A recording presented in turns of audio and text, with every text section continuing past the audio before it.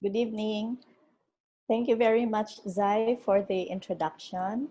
At the outset, let me thank the members of the PSCAP board, headed by President Rhea, for asking me to share with you tonight's webinar.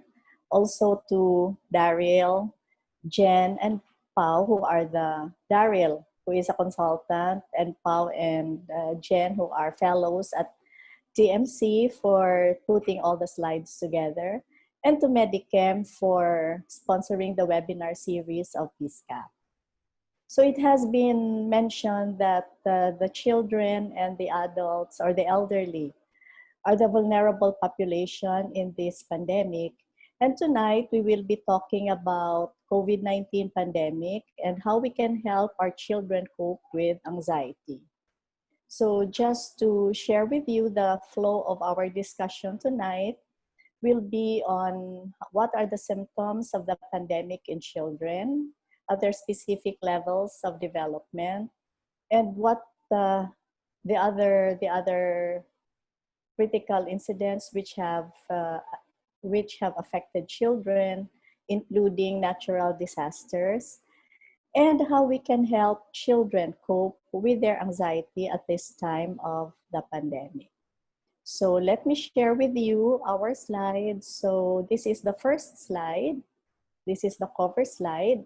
The next is the second slide. Sorry about this. I think there is a technical glitch, but let me share with you. So that's the second slide. So for our children, the year 2020 must seem a very frightening place indeed. After having spent the summer experiencing directly or seeing the relentless images on television of devastating bushfires in the world, now the world has been turned upside down by an invisible adversary that makes interacting with others a potential threat. So their caregivers are also anxious and stressed, not only about the virus, but also about short and long-term financial security. Children have been physically separated from their peers, teachers, grandparents, neighbors, and communities because of this pandemic. So these are extraordinary and uncertain times, and it is normal to be worried. So almost all people exposed either directly or indirectly or vicariously to a natural disease or to a natural disaster rather, or community-wide traumatic event will experience psychological distress, and that is based on the study done by Parsons. Next slide. So psychological distress in children exposed to adverse events have been known throughout the world. And although the knowledge base regarding children's response to trauma and adverse events in general have been expanding, descriptions of their responses during epidemics remain scarce. Yet, their vulnerability makes this an important group to study. Anxiety, depression, lethargy, impaired social interaction, and reduced appetite are commonly reported among children. Physiological effects include a weakened or compromised immune system.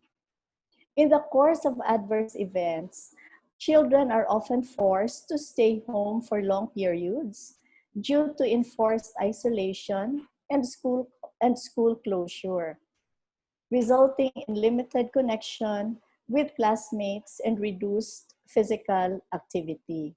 And I think we really have to discuss this because in the public school system will be closed further because the school opening has been postponed to October 5. Next slide, please.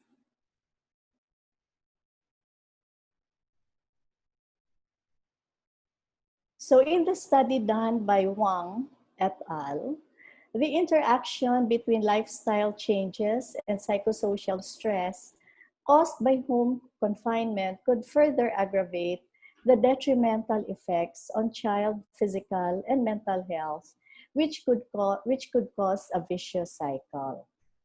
Next slide. The child's psychological response is determined by their cognitive developmental level and understanding of the cause of the disaster, the reactions of family members, and the child's personality and coping mechanisms or their resilience. So this was done by Parsons in his study. Next slide. Young children, however, do not recognize the existence of chance events and may attribute the disaster to something they have done. So children under 3 years old are unlikely to be able to express their feelings verbally and are more likely to express their anxiety in drawing or in play. So based on the developmental stages of children, we will now be seeing how they are coping at this time of the pandemic. So for very young children, they may not tell you that they are afraid, but you will see in their behavior how they feel towards what is going on around them. Next slide.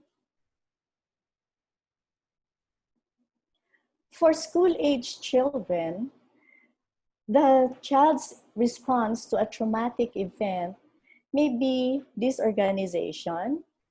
They can exhibit disruptive behavior, or they can have increased arousal and hypervigilance. They may also exhibit somatic symptoms and may have decreased academic performance. And I think that is something that we will have to look into when schools start. Probably for the private schools, which may be starting this August, we will have to monitor how these children are going to adjust to the relatively new normal that we have. Next slide. For teenagers, their symptoms may approximate those of adults. As a result, they may favor short-term pleasures over their studies and indulge in risk-taking behavior or substance abuse. However, many of our teenagers these days are also resorting a lot to social media as their means of communication.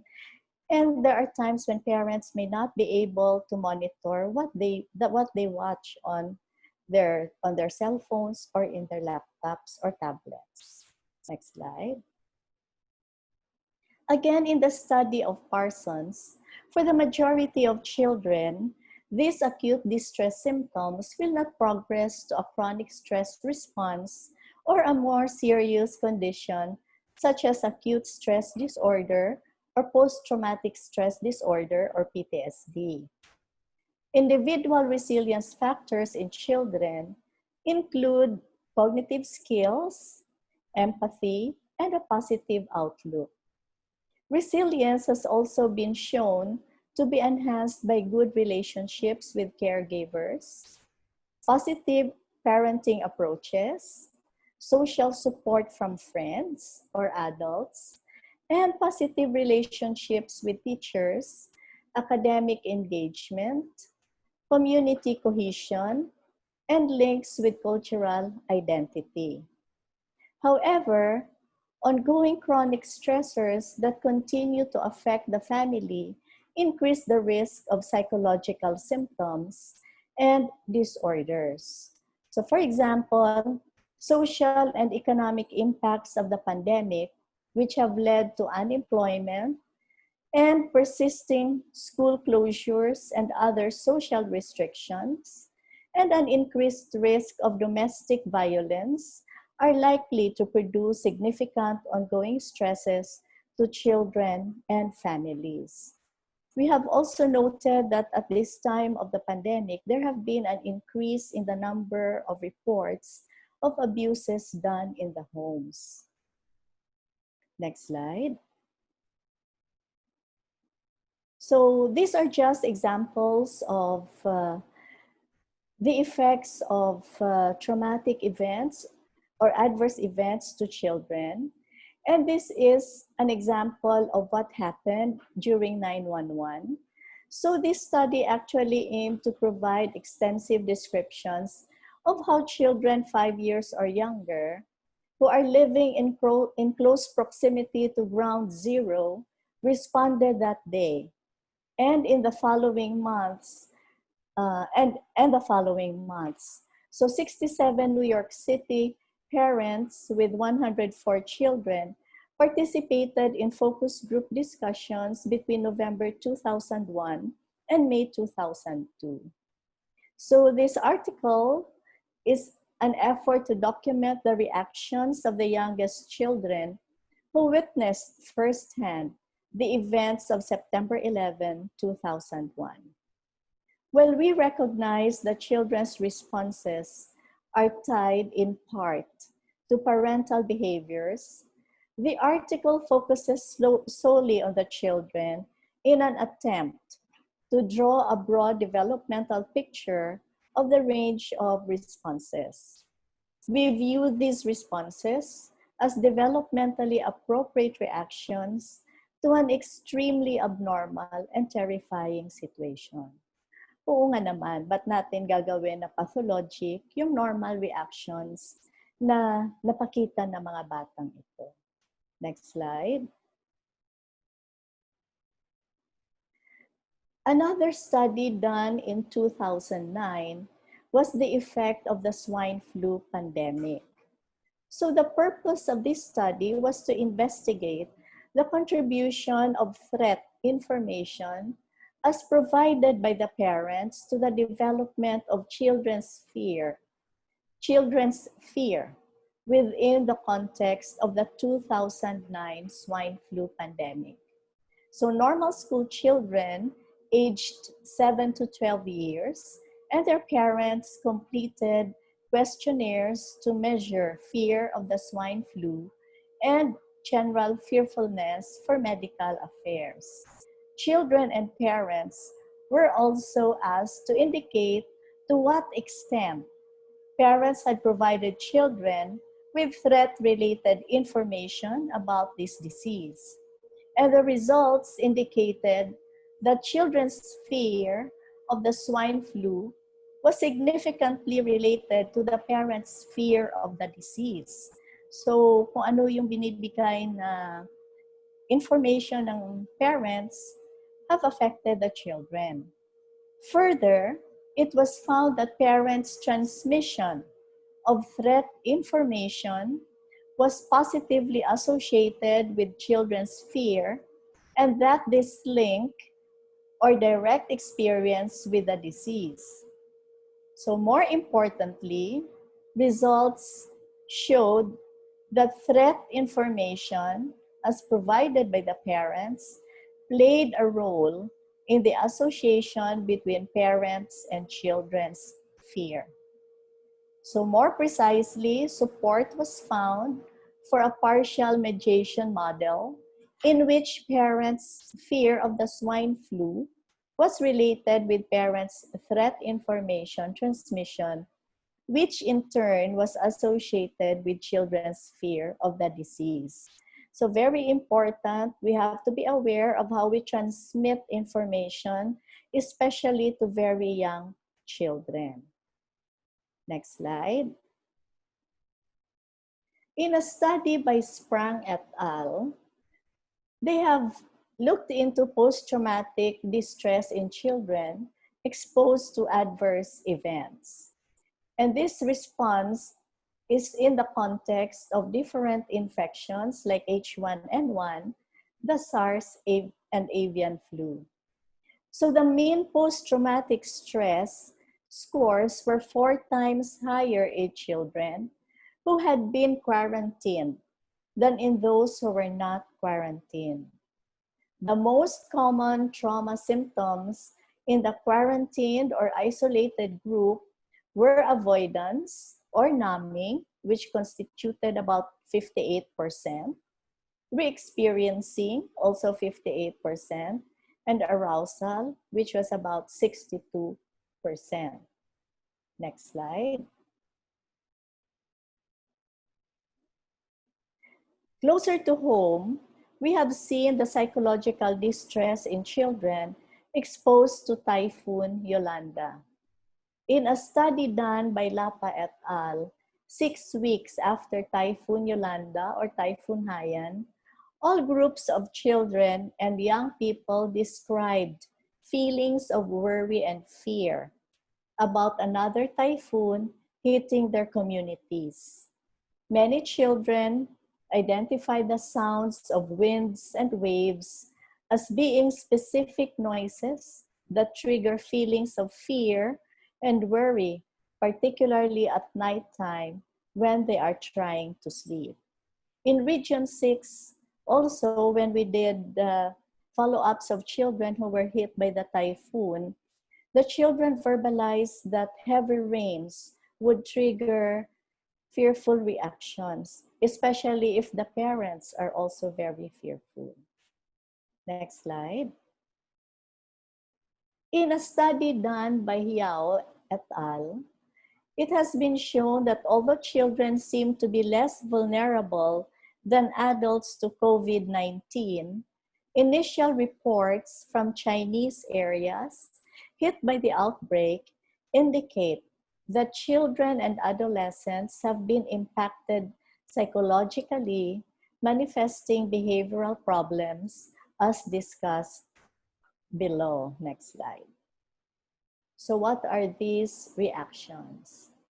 So another study has shown that this is the first time that a quarantine to control a pandemic has been implemented in Italy and Spain, as well as in most countries worldwide. So this is another study done in Italy and Spain, aside from the one done in China. Therefore, there is a lack of conclusive studies providing data on how these measures can affect children and adolescents.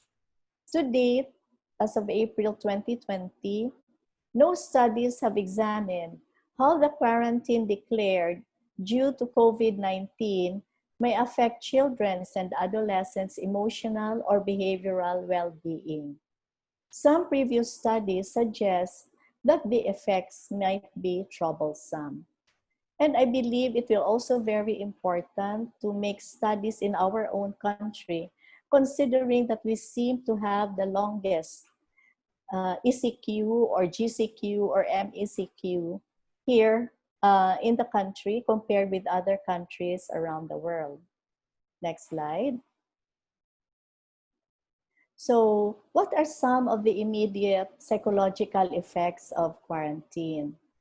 Previous studies suggest that the effects may be troublesome, and post-traumatic stress is estimated to be 4 times higher in children who have been in quarantine compared to those who have not, and their likelihood of presenting acute stress disorder, adjustment disorder, and grief is also higher. And this is based on the study by Sprang et al. Next slide. So going back to the study done in China, the preliminary study conducted in Shaanxi province during the second week of February 2020, an online questionnaire was answered by parents and aimed to screen for behavioral and emotional disorders as a, in quotation, first step, close quote, approach, which is the most common psychological and behavioral problems among 320 children and adolescents. So they have found out that clinginess, distraction, irritability, and fear of asking questions about the epidemic were seen in most of the respondents.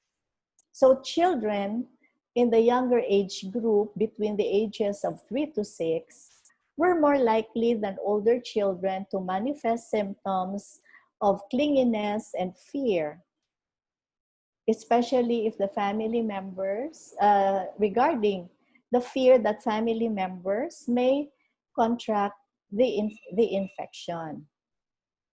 children aged 6 to 18 were more likely to show inattention and persistent inquiry. So nagiging mas makulit sila.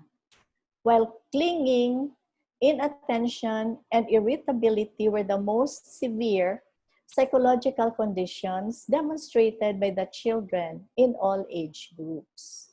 So the rates of fear, anxiety, and other emotions were higher in children residing in highly epidemic areas.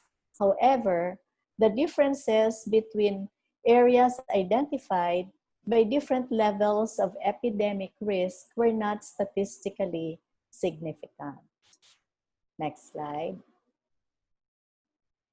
So what about the one done in Italy and Spain? So in this study, the method of this study was to check the emotional well-being of Italian and Spanish children aged 3 to 18 years old who were in quarantine, and an online survey was answered by the parents and collected for 15 days.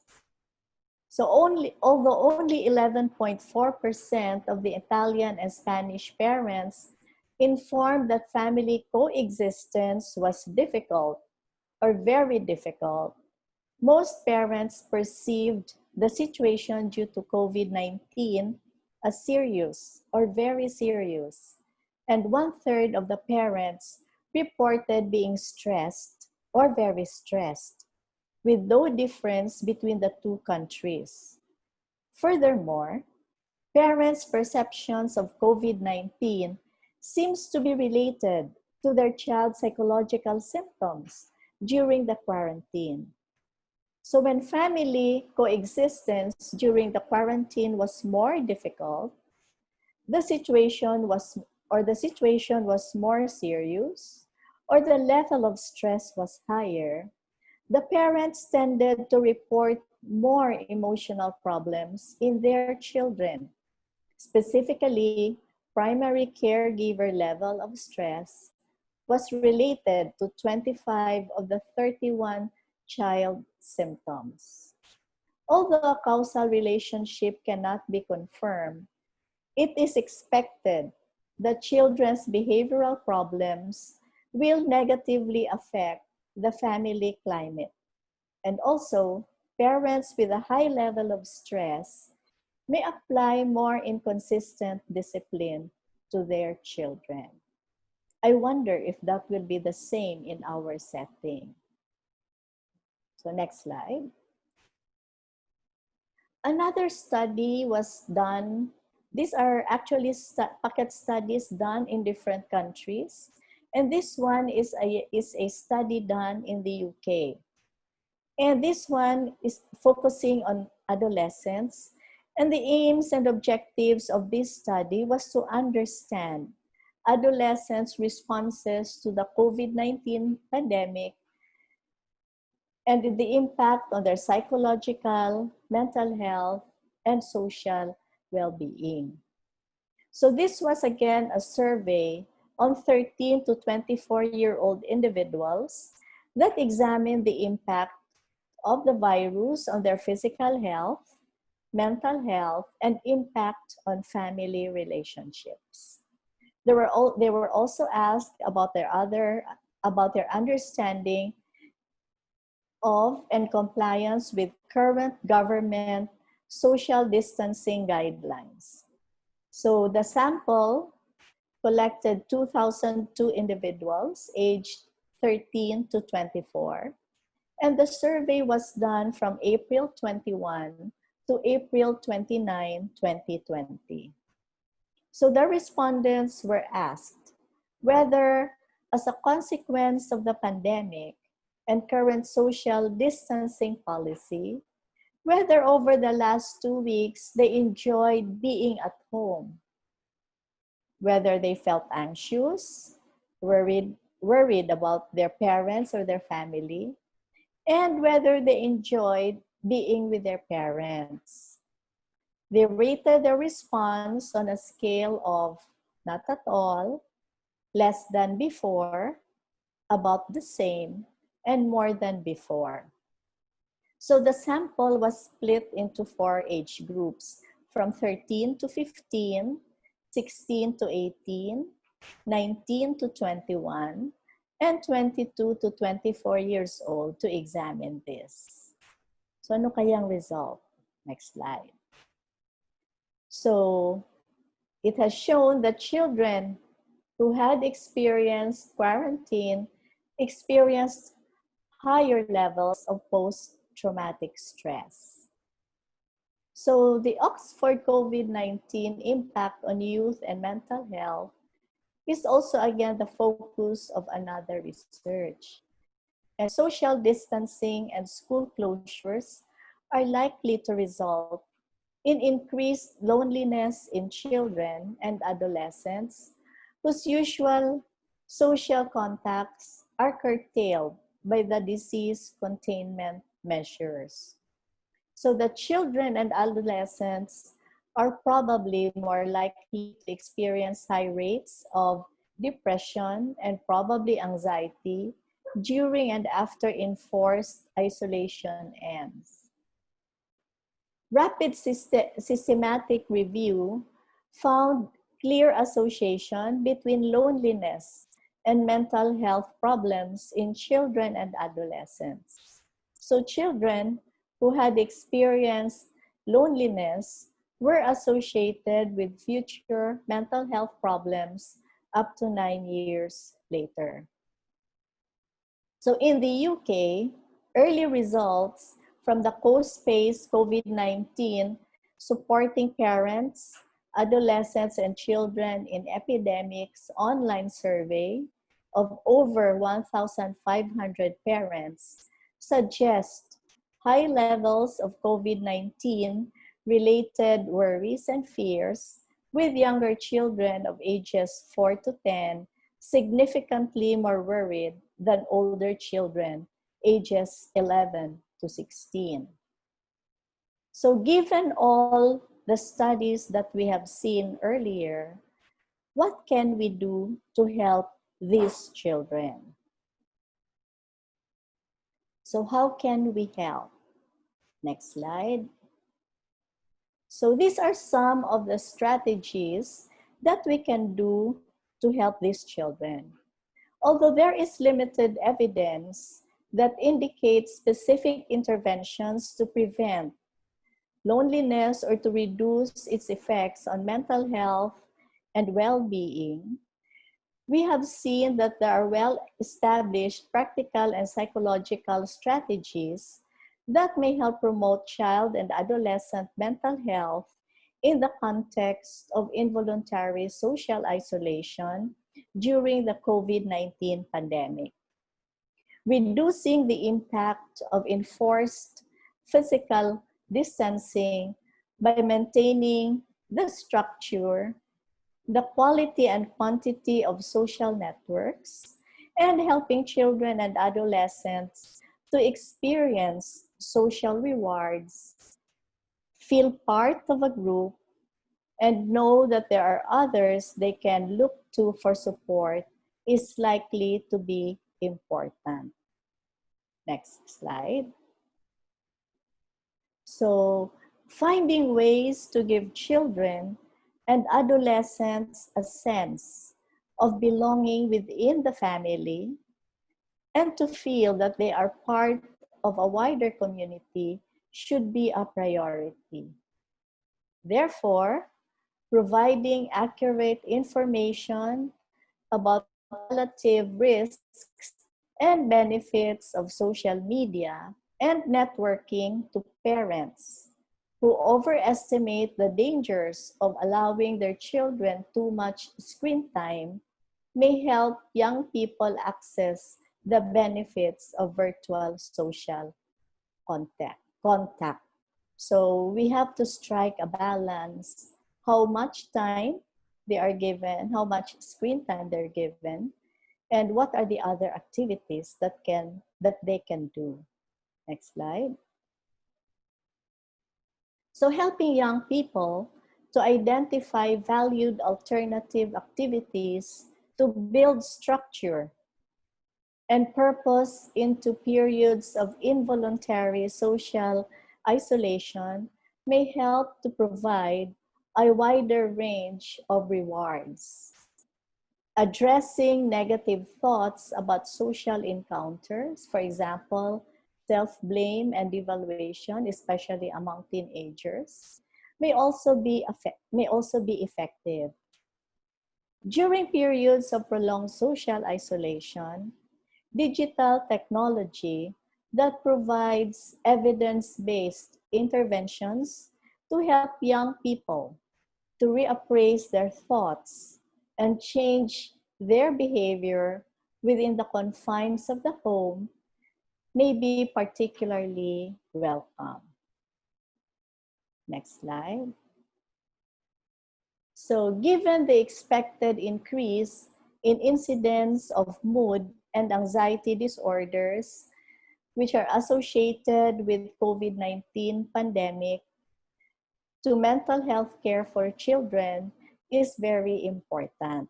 So these are the challenges and opportunities for us working with children. So the crisis is forcing the field to utilize innovations in service delivery, some of which may change the way we practice well beyond the pandemic. And I think we are slowly looking at it now. So traditional elements of therapy, such as behavioral activation and exposure treatments, need to be adapted. So families can be advised to implement creative forms of activation and exposure. And you can see this in www.covidwithkids.org if you want to know more. So developing new routines, use of home-based physical exercise, arts and crafts projects, or video-based social gatherings are other examples of alternative therapeutic strategies. And you'll be surprised. A lot of our children have become more creative at this time of the pandemic. So that is the plus side. Clinicians can also explicitly explore and address parental losses and stresses as part of the biopsychosocial formulation. Next slide. So the physical distancing measures have mandated a rapid uptake of telepsychiatry, which is actually not new. And the use of other internet-based interventions delivered to children and youth not traditionally considered, or before it was said to be hard to reach. While telepsychiatry is hardly new, the extent of its use has skyrocketed. So many of us are doing telepsychiatry in the confines of our home because, mind you, doctors are also afraid to go out. So clinicians and organizations previously hesitant to use these modalities are quickly adopting them. And a handful of randomized controlled trials indicate that internet-based care can be effective in treating depressed youth. So therapeutic interventions can be broadened to include online psychoeducation resources, pre-recorded guided practices, mental health apps, and self-directed mental health therapies. So a number of new online resources have been rapidly developed for children, youth, and their families, recognizing that they now require direct access to strategies and information that they might previously have received as a healthcare provider. So to promote physical distancing, most group therapies have ceased. So we don't do face-to-face group therapy. So although we are not aware of any randomized controlled trials for internet-delivered group treatment in children and adolescents, the technology to run such groups exists, and it should be implemented and evaluated. So that is another challenge for us in the child psychiatry profession. Group treatment, for example, holds the added promise of increasing social connection among youth who have lost the opportunity to interact with their peers. Next slide. So telepsychiatry is an online delivered psychotherapeutic care for children and adolescents, which is feasible and effective. And crisis interventions must be accessible all the time. Next slide. So whilst the review did this one about digital interventions, well, this review did not provide evidence on interventions to improve social isolation or loneliness in healthy children and adolescents. Given social distancing, digital interventions may be appropriate. Computerized cognitive behavior therapy, or CBT, based self-help programs, the BRAVE TA was shown to be effective for anxiety following the Christchurch earthquake in New Zealand. Furthermore, computerized CBT such as Mood Gym, Sparks, and Think, Feel, Do generally have small but positive effects on mental health. Although I have no personal experience with this yet. So again, that is also worth exploring among us doing therapies for children and teenagers.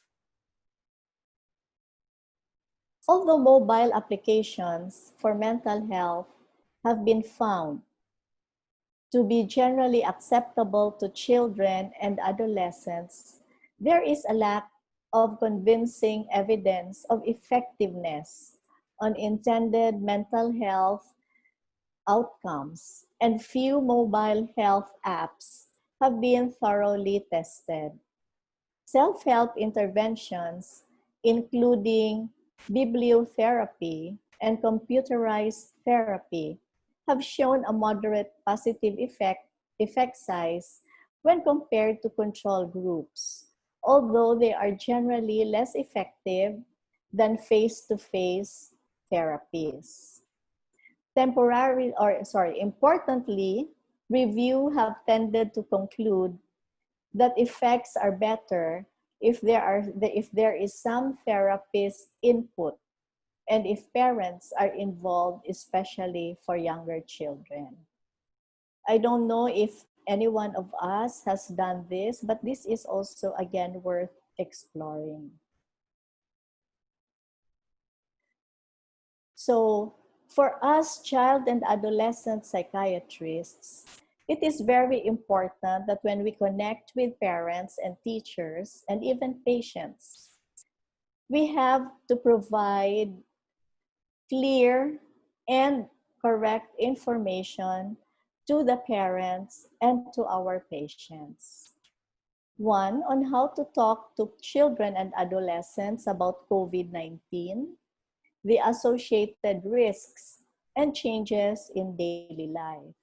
Two, how to manage daily life, including social distancing, or we call it more accurately, physical distancing, and homeschooling. And third, how to ensure regular psychotherapeutic and psychiatric treatment and crisis intervention. Next slide. So it is also very important that children with pre-existing mental health needs, for example, for children with autism spectrum disorder who have been deprived of professional support systems mean families and parents have been left to cope on their own. So due to the course of specialized and complex educational settings for children with developmental problems and multiple handicaps in many countries, problems are expected to exacerbate. So child and adolescent psychiatry institutions should keep contact with patients with special needs by using online interventions or phone contact to avoid disrupting current treatment programs and other support to caregivers. I'm pretty sure a lot of us are involved in this because it has been quite some time since the lockdown, and patients or their families have been calling. However, not all children and adolescents have the technical equipment or telepsychiatry. More importantly, not all may have the opportunity for a safe, confidential space at home. And that is the sad reality in this country. Next slide.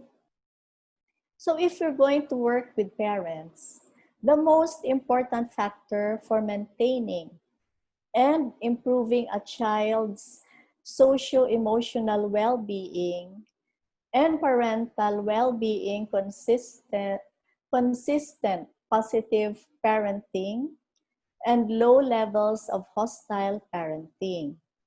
So parents can minimize the negative psychological impacts to their children. So it is very, very important that parents should also take care of their own selves. That's, I think, very important, and that should be emphasized. So the parents have to look after their own mental well-being. And second, we again, as mentioned, we have to provide clear, age-appropriate information to children. The parents have also to learn how to reassure their children that they are at low risk and that there is a plan to manage the overall risks of the virus. And we have to teach children that we have to reduce exposure to news and social media reporting related to COVID-19 because this is giving a lot of children anxiety, especially if they keep on seeing a lot of images of those who have been affected or who have died during the pandemic. It is also very important that routines should be maintained by the children. And we have to assist children and adolescents to maintain social contacts via internet-based means or even just calling through the cell phone. And we involve them in a family plan to mitigate risk and promote positive health. No? So it is very important that the children are also being involved by family members. So teaching them how to wash their hands properly is one way of helping them take control of what they can control. Next slide. So if we are looking into the health and well-being of our teenagers, there are factors that may lower the risk of deterioration of mental health and lead to resilience in the face of crises. Many children and youth who usually spend much of the day apart from their parents are now spending almost all their time with them. That can also be stressful to some parents who are not used to spending a lot of time with their children. So parents, on the other side, parents have increased opportunities to check if and when they can help their children. So symptoms and signs of anxiety and depression that were previously unseen may become more obvious. So this could stimulate a discussion about the stress of living under social isolation and lead to help-seeking behavior. So with the knowledge that this is a stressful time, they may have greater sensitivity to observe symptoms of anxiety and depression. So this will also hopefully lead to earlier detection and access to services. The frequency and nature of family-based activities can also have changed in the context of the pandemic. This presents actually an opportunity for enhanced family cohesiveness that could have a positive impact on the mental health of the entire family. And we have to remember, I believe, that we have more families who have less problems, and that the problems that we see are relatively lesser compared to those who do not have problems. So next slide. So we also have the child and adolescent, the child and adolescent psychiatrist, or those working with children, should also work with teachers.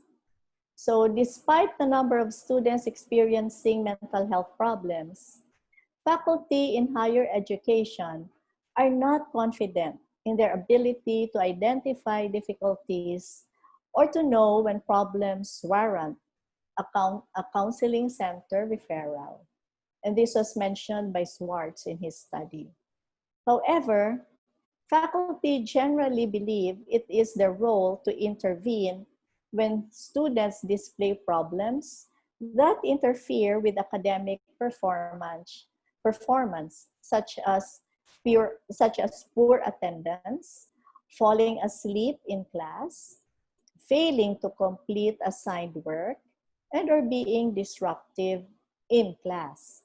So this was seen in the face-to-face setting, so we do not know what problems we might see in online learning. So for professors of online courses, the primary academic issues that cause concern are students failing to complete assignments on time, a lack of presence in online discussions, and failure to respond to emails or to phone calls. Sometimes these problems are due to mental health concerns, as mentioned by Sharkin. Next slide. So these are some of the symptoms that can help guide us about when we have to refer these students. So in his book, College Students in Distress, a resource guide for faculty, staff, and campus community, Sharkin provided a number of helpful guidelines for using patterns of repeated behaviors to identify warning signs of mental health issues in students. So these are the atypical behaviors, the unusual behaviors, and academic performance, which needed to be where you have to be more concerned. So patterns of a typical behavior. So this is behavior that seems to be out of character for a particular student. The patterns of unusual behavior are behaviors that is abnormal or bizarre, even in the college community, such as paranoia, ongoing magical or fantastical thinking, or actions which interfere with the learning atmosphere. While the patterns of poor academic performance are those distressed students who often fall into a cycle of emotional issues resulting in academic problems, leading to worsening emotional distress and worsening academic performance. So this table can help guide us on what problems we might see among students. Next slide. So Sharkin's guidelines for faculty are readily adaptable to an online course environment as shown in the previous table. And in the online setting, changes in habits of hygiene, dress, or physical behaviors cannot be observed. Oo nga naman, paano natin makikita yan? But changes in a student's online behavior, quality of work, or content of discussion posts are amenable to assessment by faculty.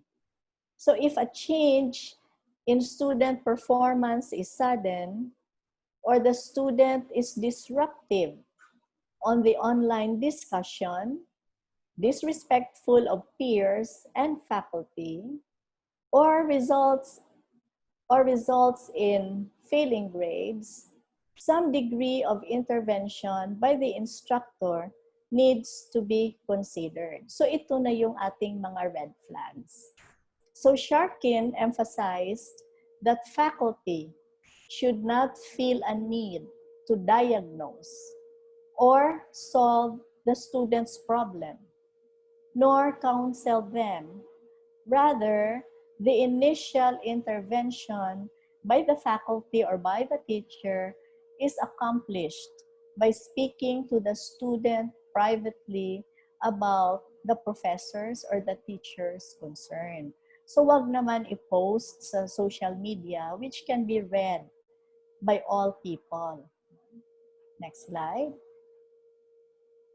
So what to do when mental health concerns are identified?